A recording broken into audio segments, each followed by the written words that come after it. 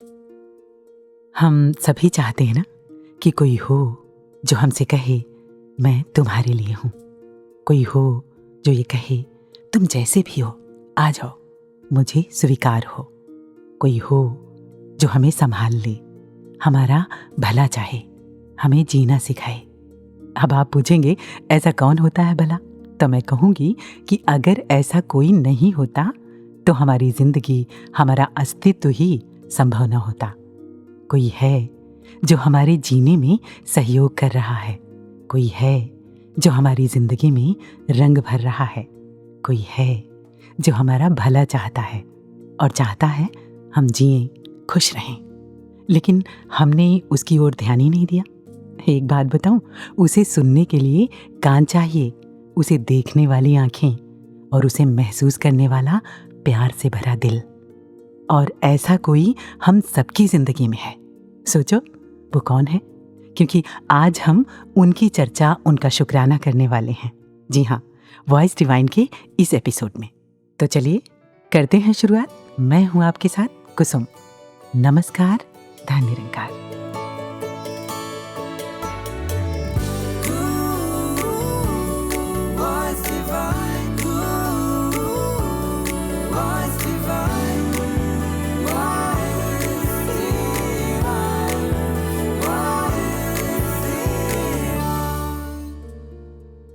आप जानना चाहते हैं ना कि वो कौन है? वो कोई एक इंसान नहीं है, वो है ये सारी की सारी कुदरत। जैसे ये ज़मीन व आसमां, चांद सूरज, हवाएं घटाएं, नदियाँ, झरने, पेड़ पौधे, ये सारी की सारी कायनात, जिसके होने से ही हमारा अस्तित्व संभव है। पुराने समय में लोग इन्हें देवता कहकर पूजते थे। देवता यानी देने वाला। मैं ये नहीं कह रही कि इन सब पर ही ठहर जाएं, लेकिन इनका आभार मानें, इनका सम्मान करें, इन्हें दूषित होने से बचाएं। तो ये तो हुई कुदरत की बात, नेचर की बात।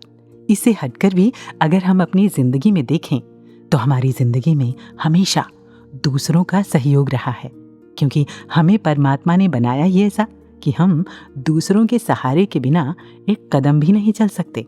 फिर चाहे वो हमारे माता पिता हों, दोस्त हों, मित्र हों, ऑफिस में कलीग्स हों या फिर कोई भी हो, यहाँ तक कि दूध वाले, सब्जी वाले, फ्रूट्स वाले भैया ही क्यों ना हो। कई बार हम सोचते हैं कि इस फला चीज़ के लिए हमने तो जी कीमत चुकाई है, फिर उसका एहसान कैसा? एहसान फिर भी है। पैसा मतलब चंद सिक्के या कागज़ के टुकड़े, उनकी कीमत बनाती हैं हमारी ज़रूरत की चीज़ें और उनसे जुड़े इंसान।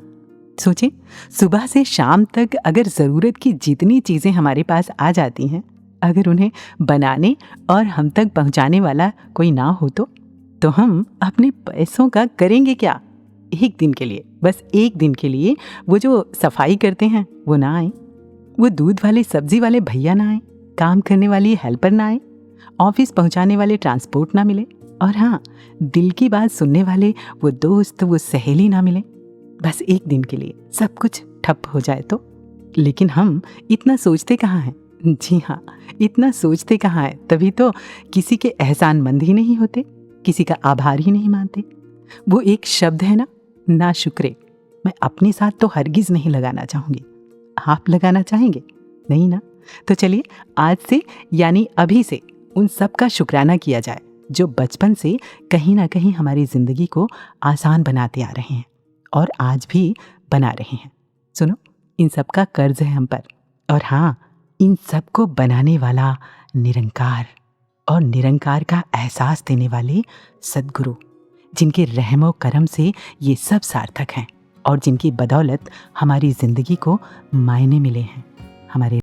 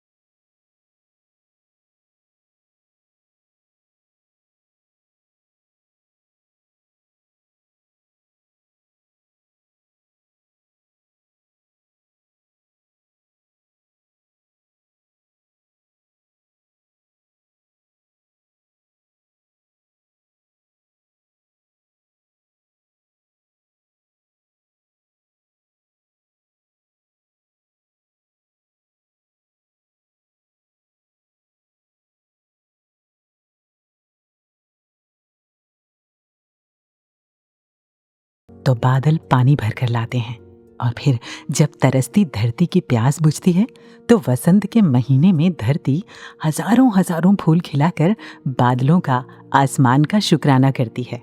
ये वही वसंत का मौसम है, मार्च का महीना है, और ये महीना है रंगों का, उमंगों का, फूलों का, और हाँ, दुआओं का, रहमतों का, क्योंकि इसी महीने दुनिया में आना हुआ हमारे प्यारे साकार सद्गुरु का। जी हाँ, सद्गुरु जो मुझे अपनी सांसें दिए जा रहे हैं, ये उनका करम है, किए जा रहे हैं। मुझे पूरा करता है बस इनका होना, ये मेरे सर पे साया किए जा रहे हैं। भला कौन जीता है औरों की खातिर, ये सबकी खातिर जिए जा रहे हैं। सद्गुरु सारी दुनिया का भला कर रहे हैं। आपकी रहमतें लगातार हम पर बरस रही हैं। फिर वही बात कि देखने वाली नज़र चाहिए, महसूस करने वाला दिल चाहिए। जिन्होंने इन रहमतों को करीब से महसूस किया है, आइए उन्हें सुनते हैं। सबसे पहले सद्गुरु की मेहरबानियों का जिक्र हमसे कर रहे हैं आदरणीय महात्मा अजय बेजोड़ जी।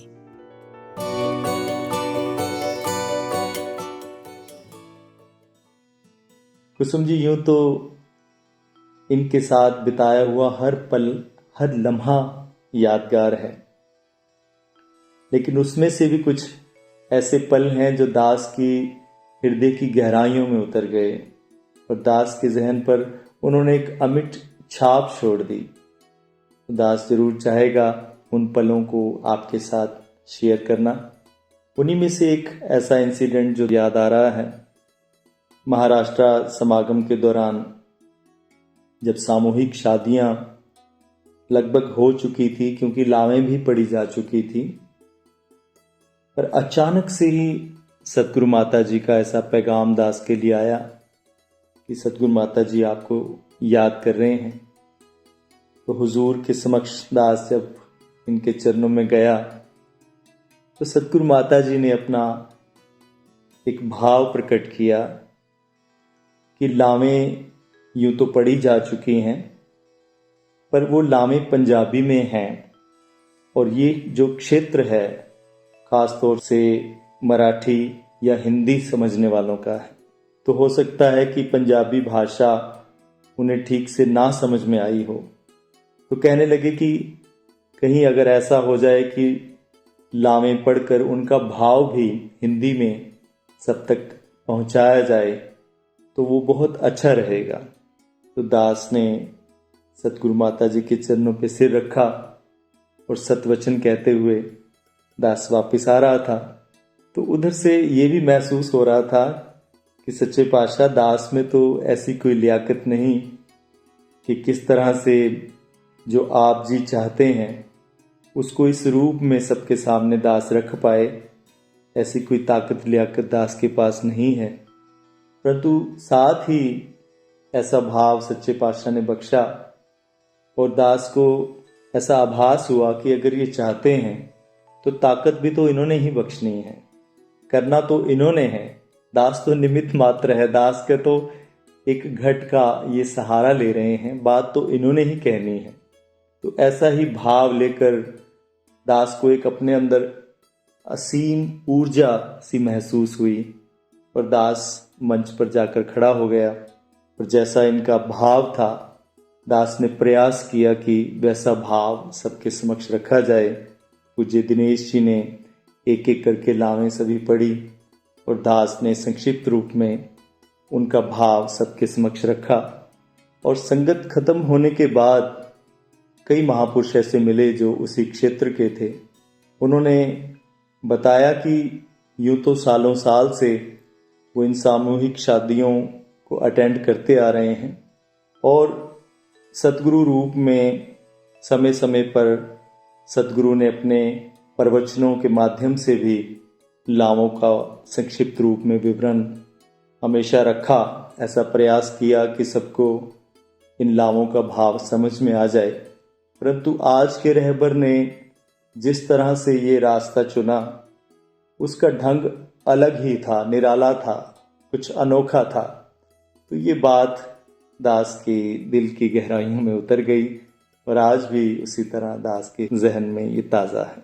कुसुम जी, इसी क्रम में दास को एक और बात याद आ रही है, एक सवाल जो कब से दास के मन में था पर साकार के आगे रखने का कभी मौका ही नहीं मिला, क्योंकि अब तो साकार के संग में ही थे। तो एक जगह ऐसा अवसर दास को मिला तो दास ने हुजूर से पूछ ही लिया कि हुजूर, हम सब के लिए तो आप भगवान हैं, परमात्मा का रूप हैं, क्योंकि साकार और निराकार में तो कोई फर्क, कोई भेद है ही नहीं। तो अब दास के मन में ये भाव आ रहा है कि भगवान स्वयं के बारे में क्या सोचता है, या भगवान की कोई इच्छा है तो वो क्या है। सतगुरु माता जी ने जब ये बात सुनी, ऐसा प्रश्न सुना, तो पहले तो एक बार मुस्कुरा दिए और उसके बाद फिर हौले से जवाब दिया, कहने लगे कि हाँ, बस ठीक से सबकी सेवा कर पाऊँ। कुसुम जी, यकीन मानिए, जब ये बात दास ने सुनी तो दास की आंखें नम हो गई और अचानक ही वो ध्यान आया कि दास तो कहीं ये सोच रहा था कि दास सेवा के लिए आया है, इस कल्याण यात्रा में शामिल हुआ है कि दास कुछ सेवा कर पाएगा। पर जब ये बात सुनी कि हुजूर स्वयं कह रहे हैं कि मैं सबकी सेवा कर पाऊँ, तो फिर लगा कि वाकई ही सेवा तो वास्तव में ये ही कर पा रहे हैं। हम तो क्या सेवा करेंगे, अपना सब आराम त्याग कर इतनी लंबी लंबी यात्राएं, बेहद थका देने वाली यात्राएं ये कर रहे हैं, तो किस लिए कर रहे हैं? मानवता की भलाई के लिए ही कर रहे हैं। तो उनके पीछे इनका उद्देश्य क्या है कि सारे विश्व में प्रेम हो, भाईचारा हो, एक सुंदर नक्शा इस संसार का बन जाए, एक सुंदर रूप नजर आए। तो वास्तव में सेवा तो ये ही कर रहे हैं। तो ऐसा भाव सुनकर तो दास आज भी जब याद करता है तो आंखें छलछला उठती हैं कि कैसे ये आज का रहनुमा, आज का रहबर दिल में केवल एक जज्बा लिए हुए हैं कि ये परमात्मा जो कण कण में विद्यमान है, इस परमात्मा की अंश सारा मानव मात्र है और ये आत्माएं इस परमात्मा को जान लें ताकि उनके जीवन का उद्देश्य पूरा हो और उसके बाद वो अपनी जीवन यात्रा को ठीक ढंग से, प्रेम से व्यतीत कर पाए। जब कोई हमारे प्रिय की, हमारे आराध्य की बातें, रहमतें हमसे साझा करते हैं तो जाहिर सी बात है कि सुनते रहने का दिल करता है और लाखों शुक्राना निकलता है दिल से अपने सद्गुरु के लिए।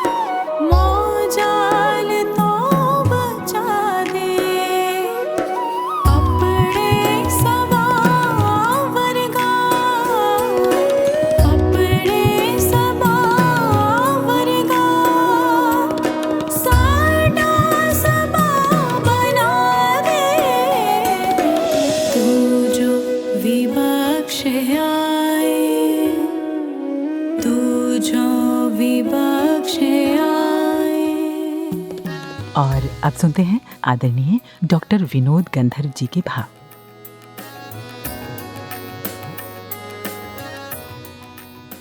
सभी श्रोताओं को मेरा प्यार भरा धन निरंकार। गुरु की रहमतों का बयां करने का जब कोई जिक्र आता है तो मेरे जहन में एक वो गीत की लाइनें आती है, तेरी रहमतों का बयां करूं वो ज़ुबान नहीं मेरे पास है। मैंने जब से ये म्यूज़िक की सेवा यहाँ पे शुरू की निरंकारी स्टूडियो में, तो कुछ एक्सपीरियंसेस ऐसे हुए जिसमें एक वो डिवाइन ब्लेसिंग्स साफ तौर पे नज़र आती थी। एक छोटा सा वाक़या आप जिसे मैं शेयर करना चाह रहा हूँ कि जब अभी 75 समागम हुआ, उसका लोगो बना, तो डिज़ाइन स्टूडियो की ओर से जब मेरे पास लोगो आया उसका एक बैकग्राउंड म्यूज़िक बनना था। तो म्यूज़िक जैसे ही शुरू किया तो बिगनिंग इतनी बढ़िया उसकी हुई कि वो लोगो बिल्कुल म्यूज़िक के साथ ट्रैवल करता हुआ जा रहा था।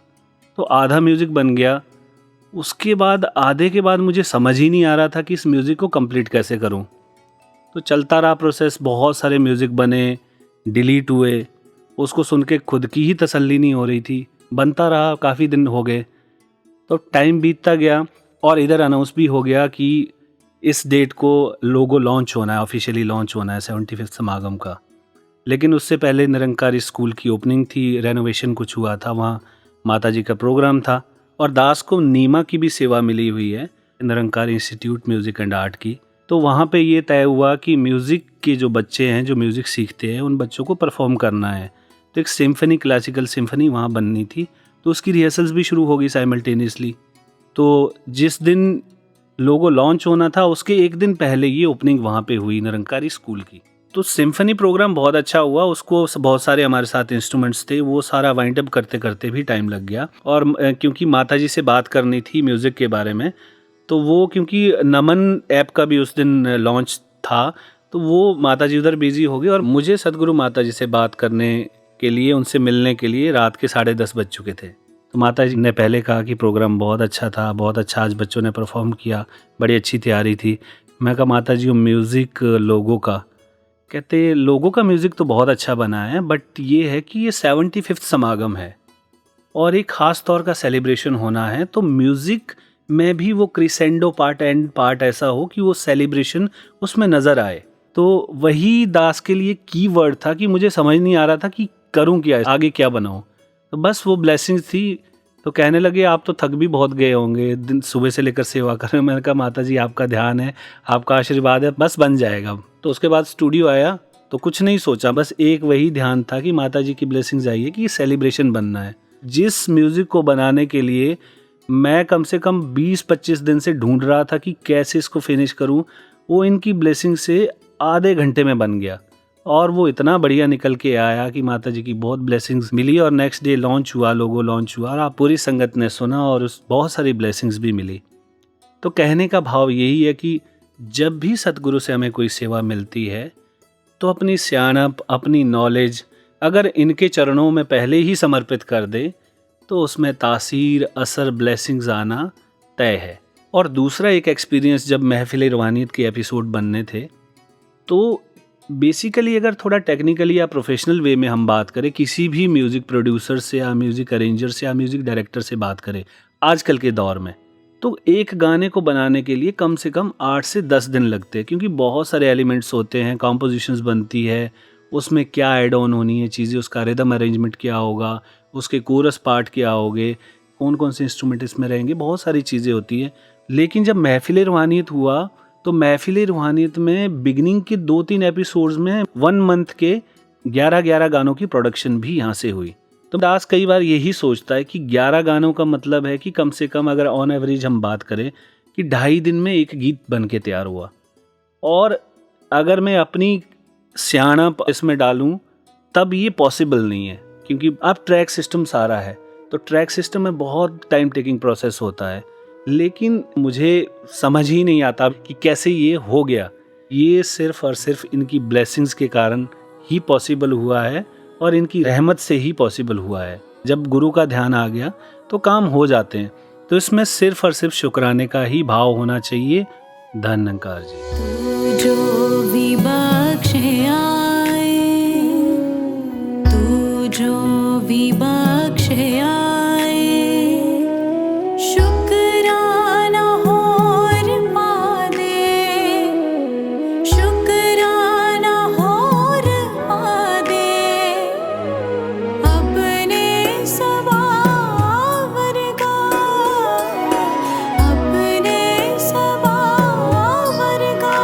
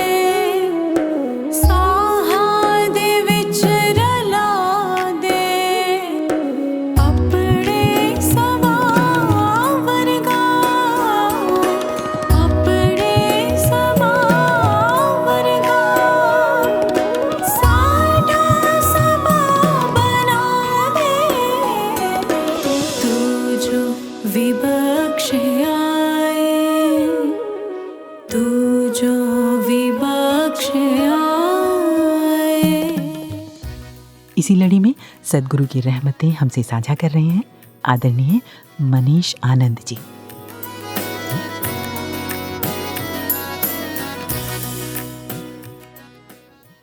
धन निरंकार जी, सद्गुरु की रहमतों का दास क्या बयान करे। ये तो अंतर्यामी है, ये तो सब दिलों की जानते हैं। एक ऐसा ही छोटा सा एग्जाम्पल दास आप सबके साथ शेयर करना चाहेगा जी। दास की जो पिछली जॉब थी उसमें बहुत वर्कलोड रहता था जी, बहुत स्ट्रेस रहता था, लॉन्ग आवर्स वर्किंग शिफ्ट्स होते थे, तो जिसकी वजह से दास की मेंटल हेल्थ पे भी इफ़ेक्ट आ रहा था। तो एक मौका लगा जब दास सद्गुरु माता जी के पास नमस्कार करने गया, तो दास ने अपनी दिल की बात माता जी को बोल दी कि दास के साथ ऐसा हो रहा है और उसकी वजह से दास बहुत परेशान है। सद्गुरु माता जी ने बोला, आप रोज़ संगत जाते हो? तो दास ने बोला, नहीं। माता जी ने कहा, रोज़ संगत जाया करो। दास हाँ जी करके वहाँ से आ गया। अगले दिन जब दास को सुबह उठना था तो दिमाग में कहीं ना कहीं ये बात तो चल रही थी कि सद्गुरु ने बोला है कि रोज़ संगत जाना है। दास फिर भी नहीं उठा और संगत नहीं गया।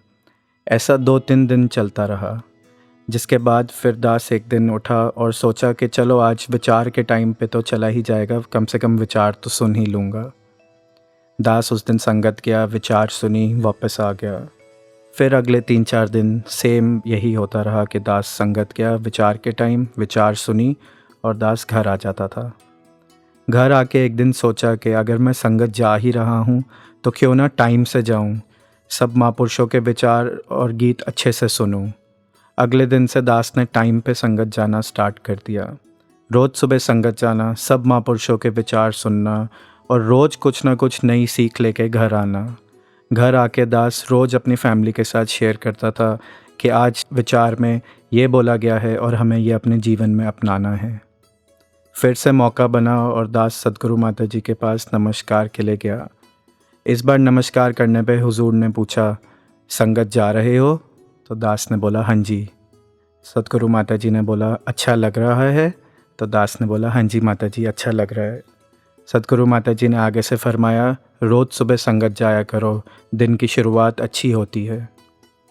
तो दास ने रियलाइज़ किया कि जब से संगत जाना स्टार्ट हुआ तो तब से एक पॉजिटिव एटीट्यूड के साथ दास की लाइफ में बहुत अच्छे चेंजेस आते गए।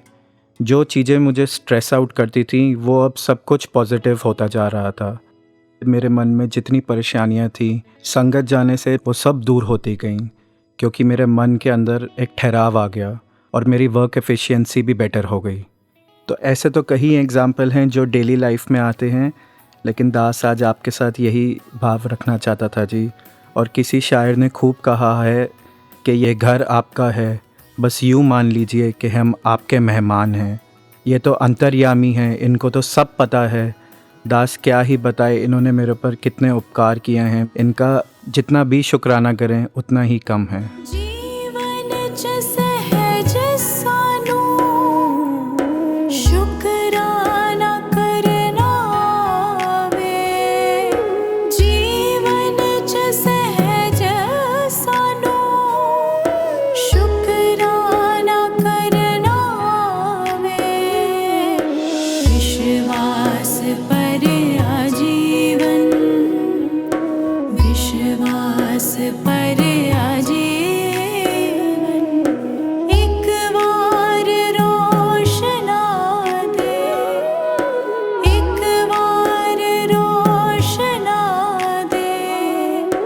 अपने समा वर्गा, अपने समा वर्गा। साडा समा बना दे, तू जो विबक्ष आए, तू जो विबक्ष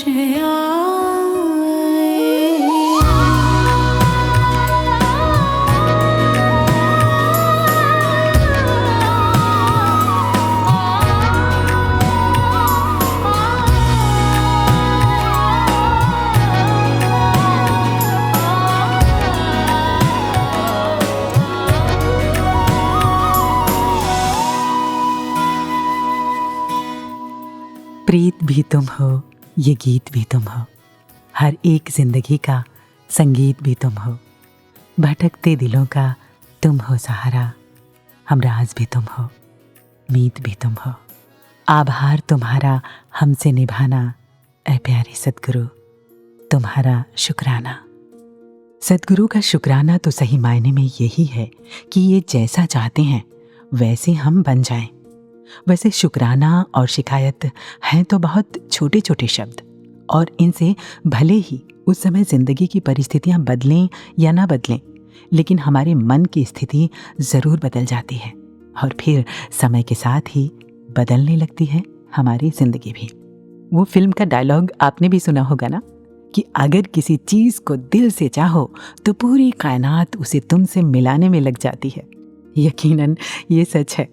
हम अपने जिस भी विचार की फ्रीक्वेंसी इस यूनिवर्स में छोड़ते हैं वही चीज़ हमारी ओर अट्रैक्ट होती है। लेकिन हाँ, अगर हम एक बार कुछ पॉजिटिव चाहें और सोचें, फिर 10 बार अपने नेगेटिव विचार अनजाने में इस यूनिवर्स में छोड़ दें, तो आप खुद ही सोच सकते हैं कि हमारे पास क्या वापस आने वाला है। मैं कहीं पढ़ रही थी एक स्टूडेंट के बारे में। वो बहुत ही खूबसूरत थी। अचानक एक एक्सीडेंट में वो 80% तक जल जाती हैं। अब उनके पूरे शरीर पर पट्टी बंधी है। वो बिस्तर पर पड़ी हैं, बहुत निराश हैं अपनी ज़िंदगी से, मरना चाहती हैं। उनकी 30 से ज़्यादा सर्जरी हो चुकी है। उनके अंगूठे को छोड़कर सभी उंगलियों की हड्डियां तक जल चुकी हैं। बाद में उन्होंने अपनी किताब में लिखा कि जब उन्हें सर्जरी के लिए ले जाया जा रहा था तो वो ईश्वर का धन्यवाद देने लायक कुछ चीज़ें ढूंढने लगीं।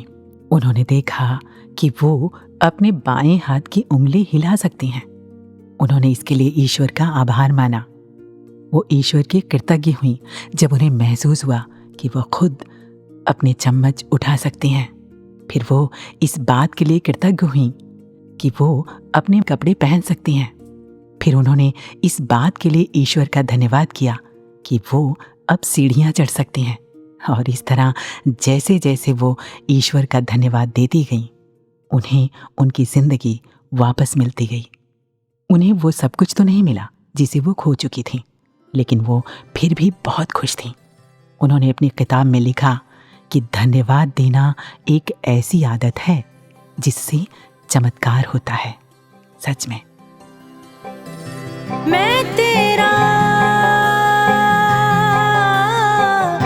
शुक्र करा मेरे साहिबा, शुक्राना मेरे साहिबा, मेरे साहिबा, मेरे साहिबा, मेरे साहिबा, मेरे साहिबा। मैं तेरा शुक्र करा मेरे साहिबा, मैं तेरा शुक्र करा मेरे साहिबा। मेरी जिंदड़ी ने साइया तैथों रहमतां ने पाइया, मेरी जिंदड़ी ने साइया तैथों रहमतां ने पाइया। मेरी सोच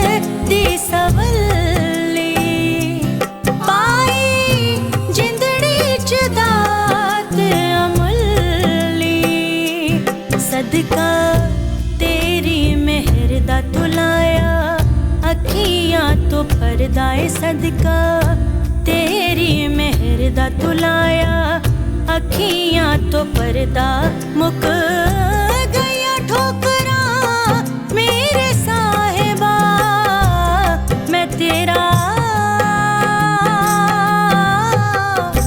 शुक्र करा मेरे साहिबा, मैं तेरा शुक्र करा मेरे साहिबा। ऐसे ही भाव पर एक कहानी आइए सुनते हैं आदरणीय महात्मा नवदीश जी से पल्स ऑफ विजडम में।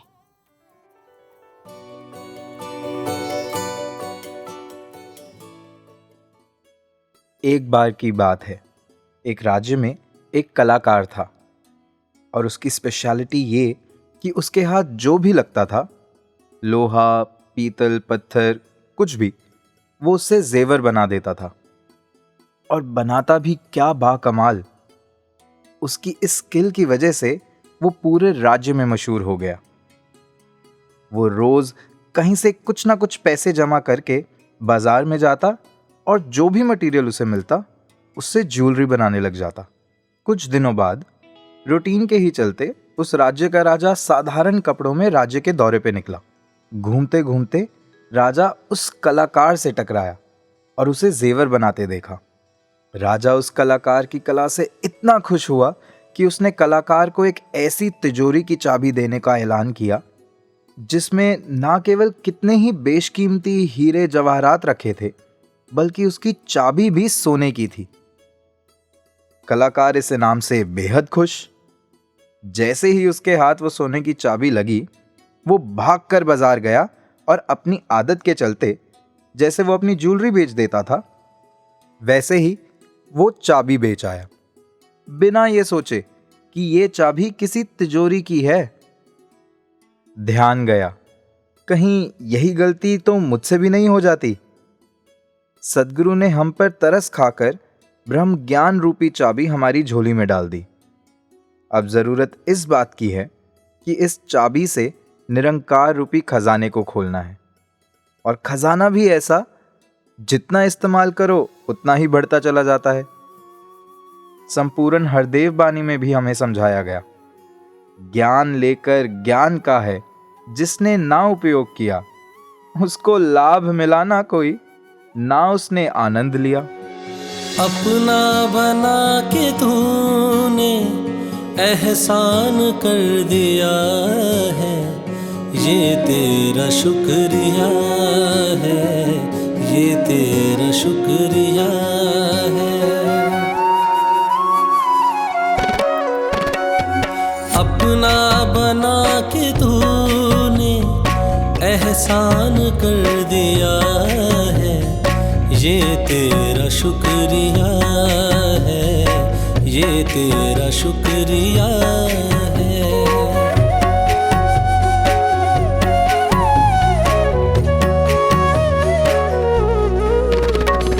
अपना बना के तूने एहसान कर दिया है, ये तेरा शुक्रिया है, ये तेरा शुक्रिया है।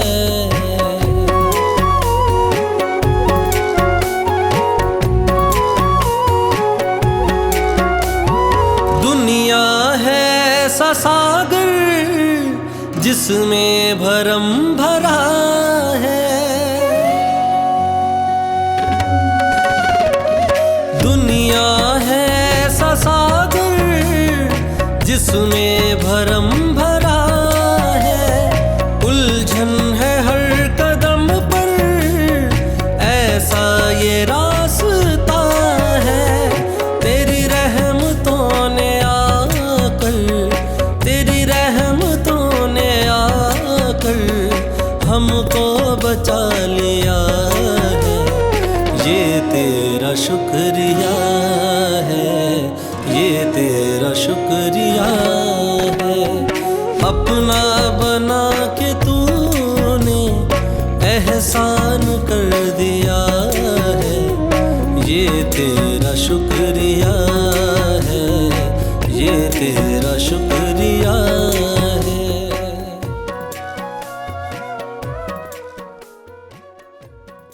एक बार एक दोस्त ने दूसरे दोस्त से कहा थैंक यू। दूसरे दोस्त ने पूछा किस लिए, मैंने तो कुछ किया ही नहीं। तो पहले मित्र ने कहा कुछ करने के लिए नहीं, होने के लिए। दूसरे ने कहा अगर मैं तुम्हारा दिल तोड़कर चला जाऊं तो पहले दोस्त ने कहा फिर भी शुक्रिया। अच्छा फिर किस लिए, दूसरे दोस्त ने पूछा। पहले दोस्त ने कहा छोड़कर जाने के लिए। फिर मैं मजबूत बनूंगा और अपने अकेलेपन का आनंद लूंगा। दूसरे मित्र ने फिर पूछा अगर मैं तुम्हें धोखा दूं तो पहले ने कहा फिर भी शुक्रिया, तुम मुझे अनुभव दोगे और समझदारी अनुभवों का ही जोड़ है। अब ऐसे में मुझे उस शायर का शेर याद आता है कि शुक्रिया तुमने बुझाया मेरी हस्ती का चिराग, तुम सजावार नहीं तुमने तो अच्छाई की। और वैसे देखा जाए तो जिंदगी इन सब से मिलकर कंप्लीट होती है। जिसने जो भी दिया नहीं दिया, हर हाल में शुक्रिया, बिना किसी वजह के शुक्रिया।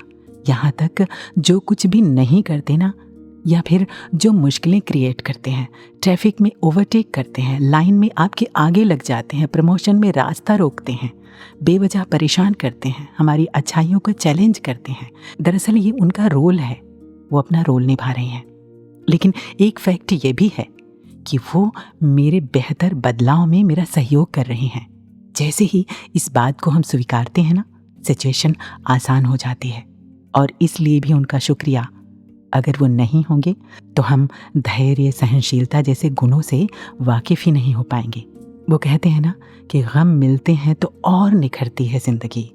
ये बात है तो सारे ही ज़माने का शुक्रिया।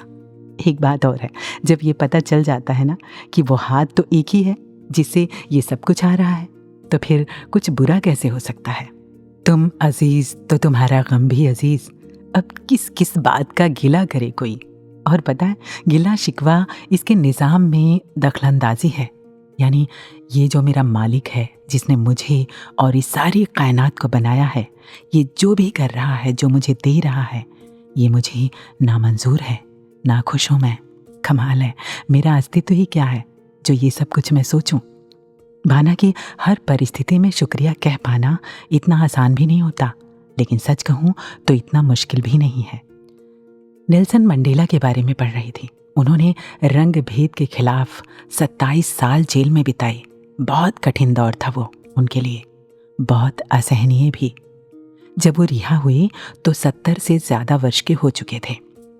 लोगों ने सोचा कि वो अब बहुत बूढ़े दिखाई दे रहे होंगे, लेकिन जब वो जेल से बाहर आए तो लोग उन्हें देखकर हैरत में पड़ गए। वो बहुत स्वस्थ और उत्साह से भरे हुए दिख रहे थे।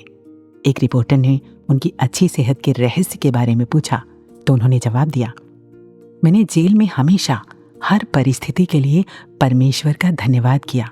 मैंने आसमान को देखा तो धन्यवाद किया, मैंने ज़मीन को देखा तो ईश्वर का धन्यवाद किया, मैंने खाना खाते हुए, पानी पीते हुए, मजदूर शिविर में काम करते हुए हर पल परमेश्वर का धन्यवाद किया।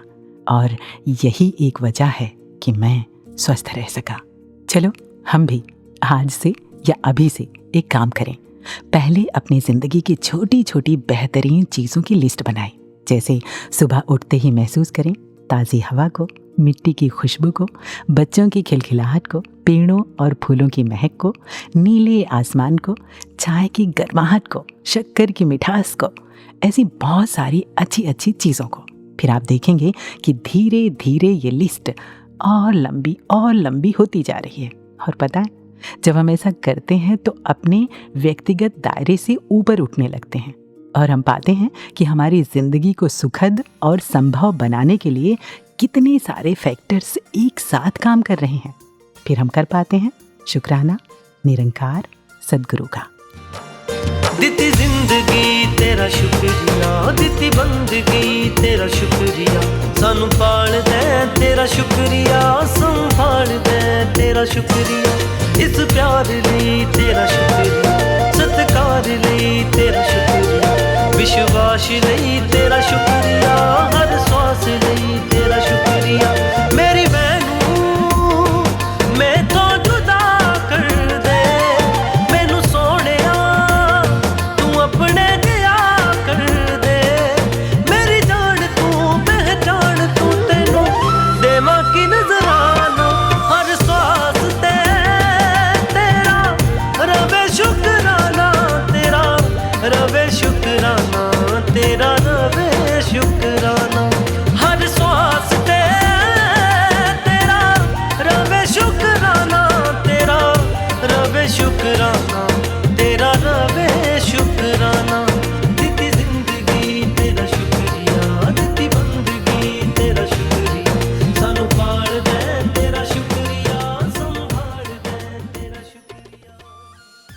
पता है, शुक्राना केवल एक शब्द नहीं है, ये आभार से पैदा होने वाली एक ऐसी शक्ति है जो हमारी जिंदगी को पूरी तरह रूपांतरित कर सकती है।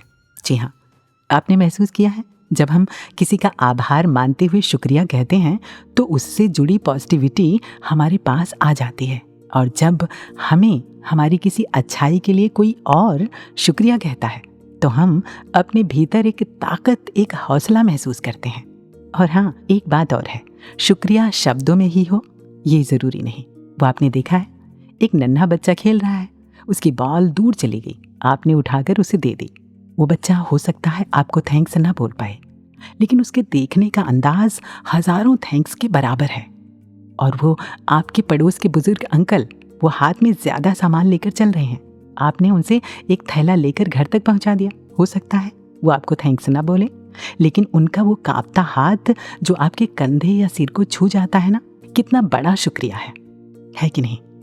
और अक्सर ये भी देखा है कि ज़्यादातर लोग शुक्रिया या थैंक यू को किसी तकिया कलाम की तरह रट लेते हैं, और कभी कभी इस अंदाज में बोलते हैं जैसे कोई पत्थर मार रहा हो।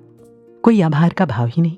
मैं फिर कहना चाहूँगी, ये कोई शब्द नहीं है, ये एहसानमंद हो जाने वाली एक भावना है। एहसानमंद उनका जो मेरी ज़िंदगी में कहीं ना कहीं सहयोग दे रहे हैं। आखिर कोई क्यों मेरे लिए कुछ करे? कुछ लोग तो किसी का आभार मानने के बजाय बड़ी आसानी से कह देते हैं कि जो कुछ किया परमात्मा ने किया। बेशक परमात्मा ही कर रहा है सब कुछ, लेकिन जिनके माध्यम से कर रहा है ना, जिन हाथों से कर रहा है ना, उसका आभार मानना तो बनता है। हमें याद नहीं है, लेकिन हम सभी जानते हैं कि हम जब छोटे थे तो कितने असहाय थे, एक कदम भी खुद से नहीं चल सकते थे। हमें संभालने में ना जाने कितने अपनों का साथ और हाथ रहा है। ना हम उतनी चर्चा कर सकते हैं और ना ही उतना याद रख सकते हैं कि कहाँ कहाँ और कितने एहसान हैं हम पर।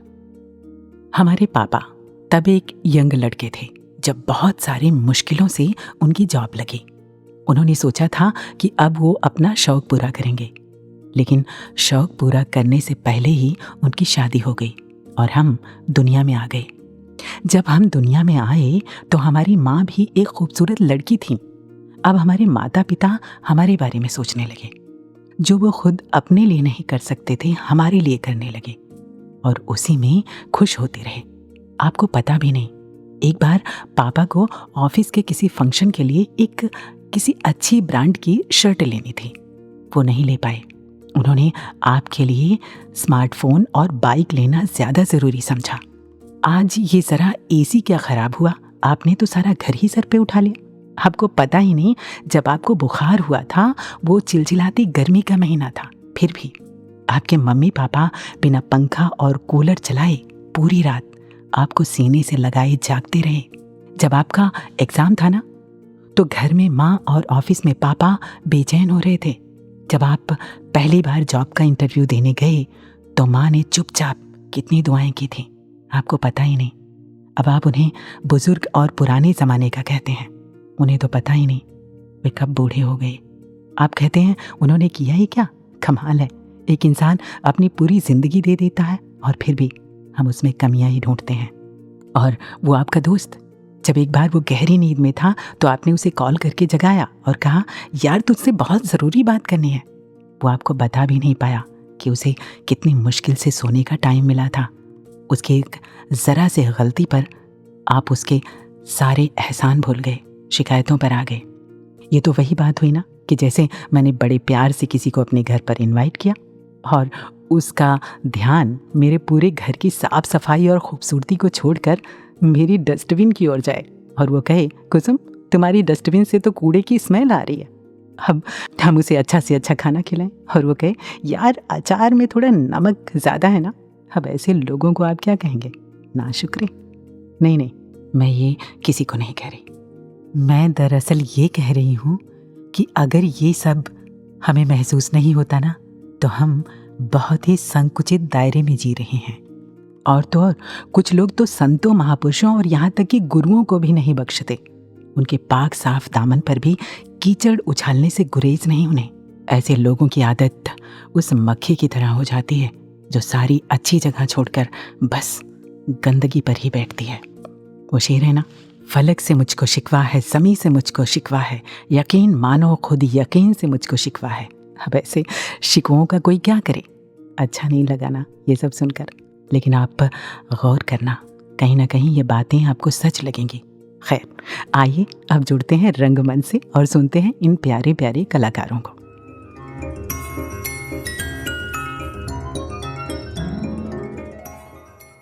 कभी कभी मेरे दिल में ख्याल आता है कि कैसे तुझको फेंक दूं किसी दरिया में। ओह ब्रो, डरा दिया यार।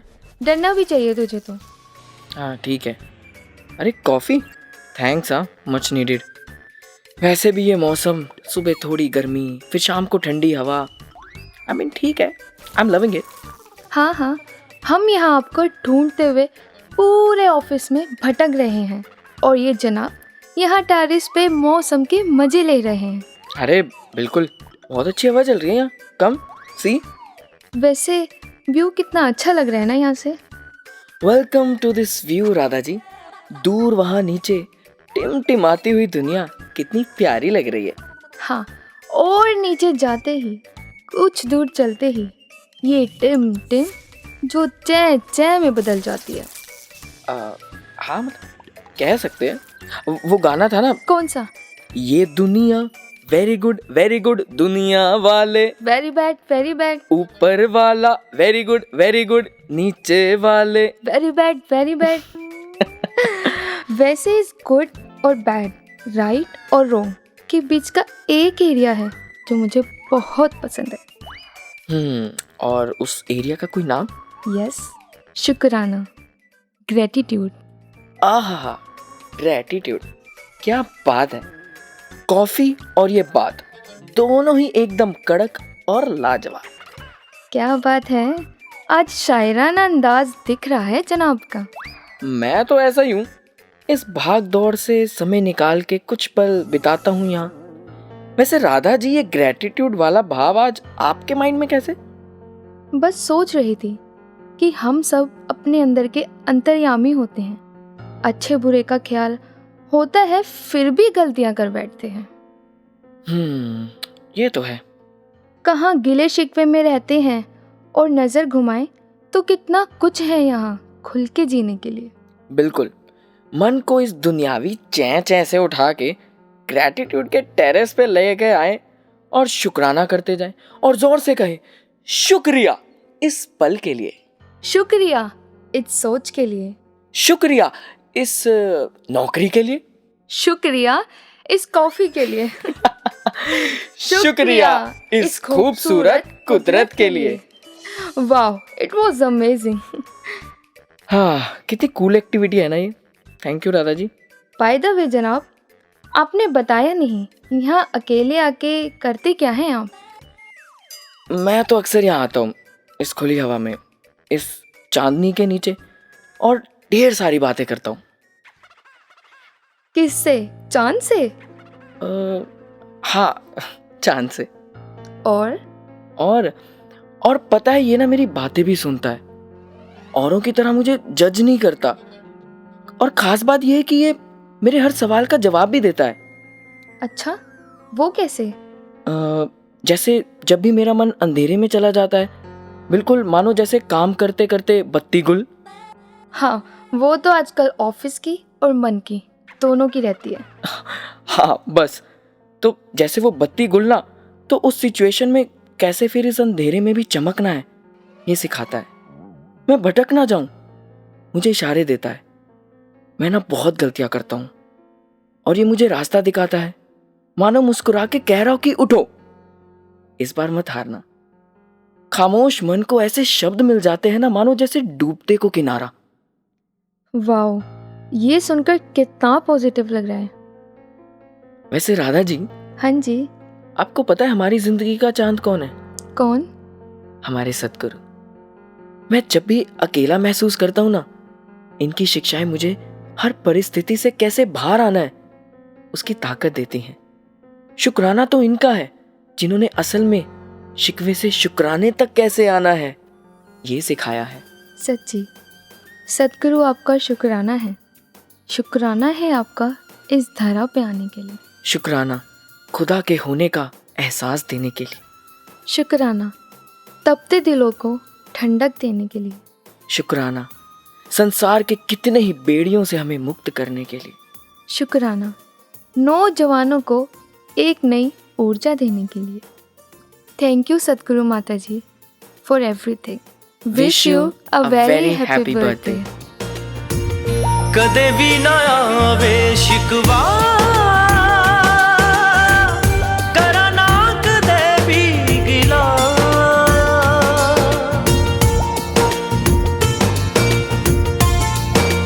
हो जो भी करदा ए सजना, हुंदा ओदे विच ही भला। तेरी रज़ा विच रह के, तेरी मौज विच बह के, हर वेले ना लैके पार लंघ जाना। हर सांस ते तेरा रवे शुक्राना, तेरा रवे शुक्राना, तेरा रवे शुक्राना। हर सांस ते तेरा रवे शुक्राना, तेरा रवे शुक्राना, तेरा रवे शुक्राना। वो कहानी हम सभी ने बार बार सुनी है, लेकिन फिर भी यहाँ पर मैं उसका जिक्र करना चाहूँगी। एक बार एक प्रोफेसर क्लास में आई और सभी स्टूडेंट्स को एक क्वेश्चन पेपर दिया। वो क्वेश्चन पेपर बिल्कुल खाली था, बस एक कोने में एक ब्लैक डॉट का निशान था। प्रोफेसर ने कहा, इस पेपर को देखकर जो भी समझ में आए लिख दीजिए। सभी ने कुछ ना कुछ लिखा। कुछ देर बाद प्रोफेसर ने पेपर कलेक्ट किए और सभी के आंसर पढ़ने शुरू किए। सभी के आंसर में ब्लैक डॉट का जिक्र था। प्रोफेसर ने कहा, कमाल है। सभी का ध्यान पूरे सफ़ेद कागज़ को छोड़कर बस उस ब्लैक डॉट पर ही गया। ऐसा ही कुछ है हमारी लाइफ में भी। ये ज़िंदगी जो ईश्वर का अनमोल उपहार है, इस लाइफ को सेलिब्रेट करने के लिए हमारे पास अनेक मौके और कारण हैं। बहुत कुछ मिला है हमें जीने के लिए, खुश रहने के लिए, लेकिन हमारा ध्यान केवल और केवल उस डार्क स्पॉट पर ही होता है, कमियों पर ही होता है। और अगर आप अपनी ज़िंदगी में हासिल हुई बेहतर चीज़ों को देखेंगे ना, तो पाएंगे कि उसमें कमियां बस ऐसी ही हैं जैसे एक प्लेन पेपर पर एक छोटा सा ब्लैक स्पॉट। जी हाँ, कई बार क्या होता है कि जो नहीं है उसकी चाहत में जो है, हम उसका आनंद लेना भी भूल जाते हैं। एक बात कहूँ, आज अपनी ज़िंदगी को देखें और याद करें, जो कुछ आज हासिल है उसे कभी ना कभी हम पाना चाहते थे ना, तो उसके लिए आज ही इस निरंकार परमात्मा को धन्यवाद क्यों नहीं करते। वो किसी ने लिखा है कि तकदीर के लिखे पर कभी शिकवा ना किया कर ऐ इंसान, तो इतना अक्लमंद नहीं जो भगवान के इरादे समझ सके। जिस गल नाल तेरा दिल दुखे सजना, ओ गल मैं कराना। जिस कम नाल तेरा सिर झुके सजना, ओ कम मैं कराना। तू ही अब है, तू ही तब है, मेरा रब है, मेरा सब है। तेरी बंदगी मेरी जिंदगी, तेरा नूर हा दीवाना। हर सांस ते तेरा रवे शुक्राना, तेरा रवे शुक्राना, तेरा रवे शुक्राना। हर सांस ते तेरा रवे शुक्राना, तेरा रवे शुक्राना, तेरा रवे शुक्राना। दिती जिंदगी तेरा शुक्रिया, दिती बंदगी तेरा शुक्रिया। सानू पाल दे तेरा शुक्रिया, संभाल दे तेरा शुक्रिया। इस प्यार ਲਈ तेरा शुक्रिया, सत्कार ਲਈ तेरा शुक्रिया, विश्वास ਲਈ तेरा शुक्रिया, हर सांस ਲਈ तेरा शुक्रिया। मेरी मैनू मैथों जुदा कर दे, मैनू सोहणिया तू अपने जिया कर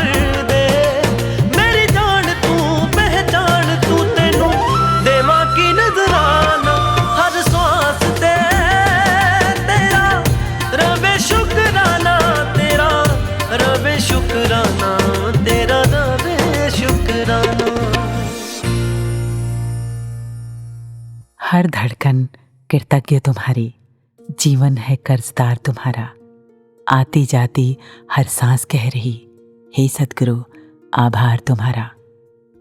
आपने हमारे लिए क्या क्या नहीं किया, पूरी की पूरी जिंदगी हमें सौंप दी। क्या कोई इंसान ये कर सकता है? आप हम जैसे भी हैं, आपने हमें स्वीकारा है। आप वही तो चाहते हो जिसमें हमारी जिंदगी का कल्याण है। आपके हर शब्द में, आपके हर कर्म में हमारा ही तो भला है। आपको खुद की खुशियों की परवाह नहीं, हमारी खुशियों में खुद की खुशी महसूस कर लेते हो। 21वीं सदी के इस दौर में जब लोगों को अपने लिए फुर्सत नहीं, तुम दूसरों के लिए भी जिए जाते हो। आज टेक्नोलॉजी के इस ज़माने में जब दिलों की बातें एक छुअन भर से दुनिया के कोने कोने में पहुंच जाती हैं, लोग किसी और के लिए कहीं आना जाना चाहते ही नहीं। तुम सबकी बातें सुनने, उन्हें निरंकार प्रभु से जोड़ने, 7 समंदर पार चल के खुद उनके पास पहुंच जाते हो। आज हर इंसान अपने अनुसार सब कुछ चाहता है, यहाँ तक कि सद्गुरु और निरंकार को भी एक आप हो कि सबके अनुसार ढल जाते हो। क्या पड़ी है तुम्हें? क्यों सबके लिए इतना मेहनत कर रहे हो? हाँ, एक प्यार से भरा दिल इसका जवाब जानता है कि तुम्हारे दिल में सबके लिए दर्द है। तुम सभी के लिए इस दुनिया में आए हो क्योंकि तुम सद्गुरु हो।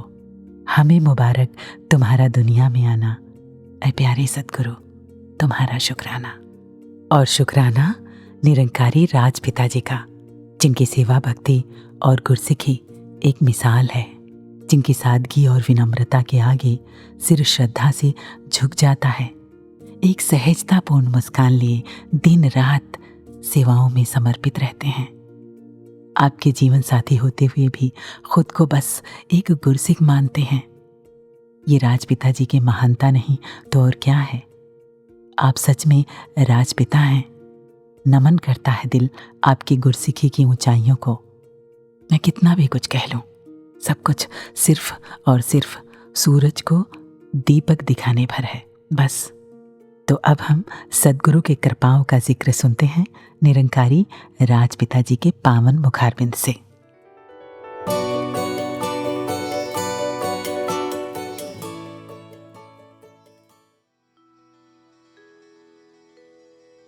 हैप्पी बर्थडे सतगुरु माता जी। यही अरदास सारी संगत की तरफ से कि सालों सालों तक आप जी का साया सलामती के साथ इसी रूप से हम सबके ऊपर बना रहे। आप जी ने, ये निरंकार ने जो साकार रूप चुना है आप जी का, तो ये आप जी ने इसको भी हम सब के लिए ही सलामत खुद ही रखना है। आप जी हमेशा इसी रूप में रहमतें जैसे लुटाते हैं, लुटाते रहना। दास ने भी कोई छोटी सी एक कोशिश की है, आप जी प्रवान करना जी, कि बख्शन जोगे नहीं संजेड़े, बख्शन जोगे नहीं संजेड़े, उन्होंने भी इन्हें बख्शिया है, मैं आप वेख्या है। रब है ए सारी दुनिया चलांदा है, रब है ए सारी दुनिया चलांदा है, हर रिश्ते नू भी नाल बखूब निभांदा है, मैं आप वेख्या है। कि हिसाब किताब तो परे है ए, रहमता करदा ही जांदा है, प्यार वंडदा ही जांदा है, मैं आप वेख्या है।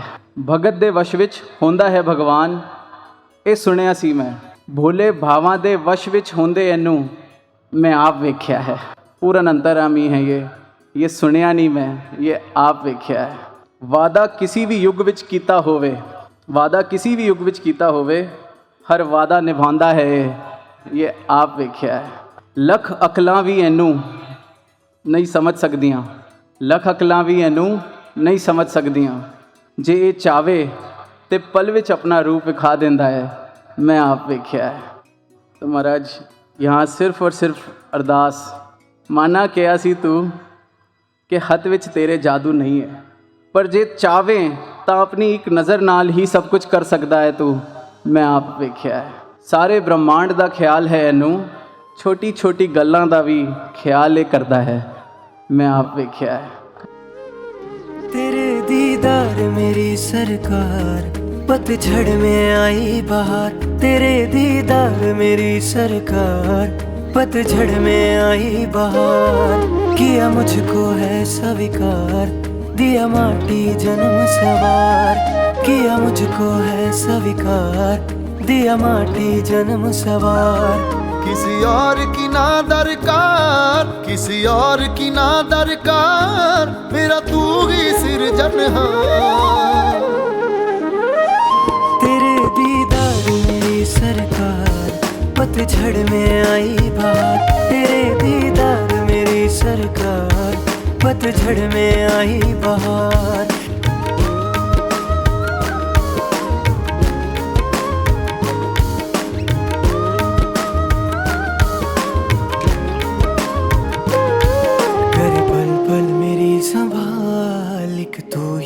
मेरी ढाल, माया के काटे जाल में घूमता था बेहाल। दी गुरमत वाली चाल, दी गुरमत वाली चाल, मेरा तू ही सिरजनहार। तेरे दीदार मेरी सरकार, पतझड़ में आई बहार, तेरे दीदार मेरी सरकार, पतझड़ में आई बहार। जिन्होंने ये एहसास दिया, ये लियाकत और बोलने की ताकत दी, आइए अब हम उनसे ये अरदास करें कि हे निरंकार सद्गुरु, आप कृपा करो कि हम हर पल हर हाल में आपका शुक्राना कर पाएं। और इसी के साथ सद्गुरु का शुक्राना करते हुए, हर बात के लिए, हर कर्म के लिए, हर एहसान के लिए इनका आभार मानते हुए, और हाँ, सभी को अपने प्यारे सद्गुरु के जन्म दिवस की हार्दिक शुभकामनाएं देते हुए वॉइस डिवाइन के इस एपिसोड से कुसुम को दीजिए इजाज़त। जुड़ते हैं सद्गुरु संदेश के साथ। नमस्कार, धन निरंकार।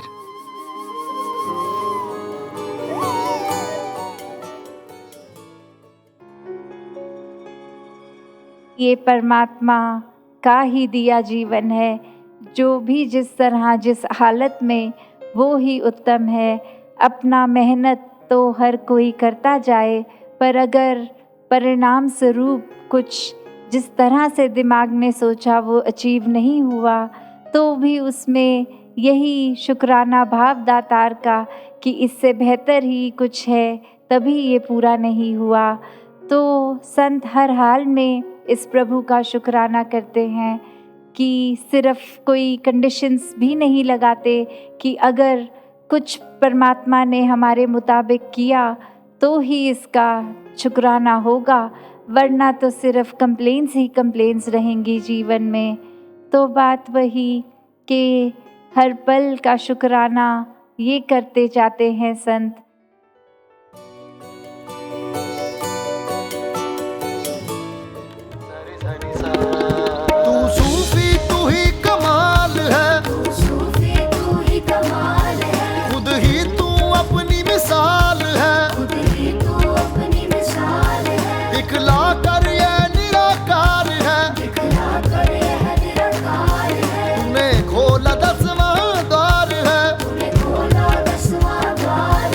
इस जग का तू करता,